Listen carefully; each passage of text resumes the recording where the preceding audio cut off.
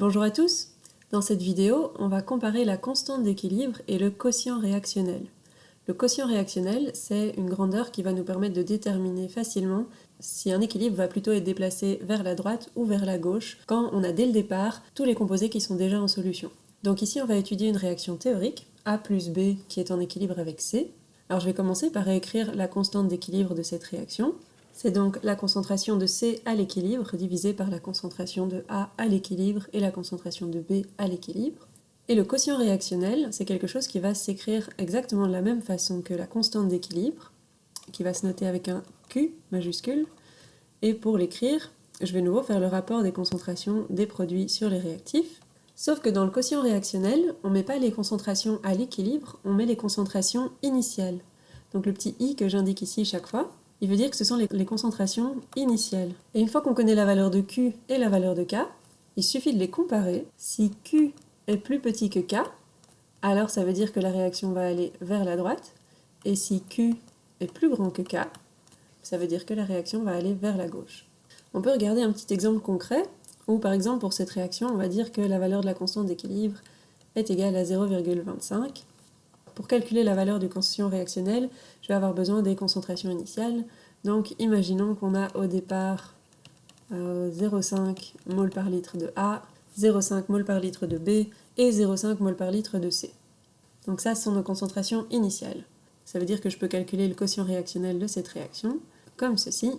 Et donc quand j'effectue ce calcul, j'obtiens 2 comme réponse finale. Et je peux du coup comparer la valeur que j'ai ici pour K avec la valeur de Q. Et je constate que dans ce cas-ci, Q est plus grand que K. 2 c'est plus grand que 0,5. Qu'est-ce que ça veut dire quand Q est plus grand que K? Je regarde dans ce que j'ai écrit ici au-dessus. Quand Q est plus grand que K, c'est la deuxième possibilité que j'ai écrite. Et donc ça veut dire que l'équilibre va être déplacé vers la gauche. Donc si je démarre la réaction A plus B à l'équilibre avec ces concentrations-ci, l'équilibre va se déplacer vers la gauche et donc diminuer la quantité de C et augmenter la quantité de A et de B. On peut essayer de regarder un peu l'expression mathématique qu'on a ici. Comment est-ce que ces grandeurs doivent évoluer pour que la valeur du quotient réactionnel, le 2, se transforme en 0,25? À l'équilibre, il faut que ce 2 devienne 0,25. Donc il faut que cette valeur diminue. Pour faire diminuer une fraction, il y a deux possibilités.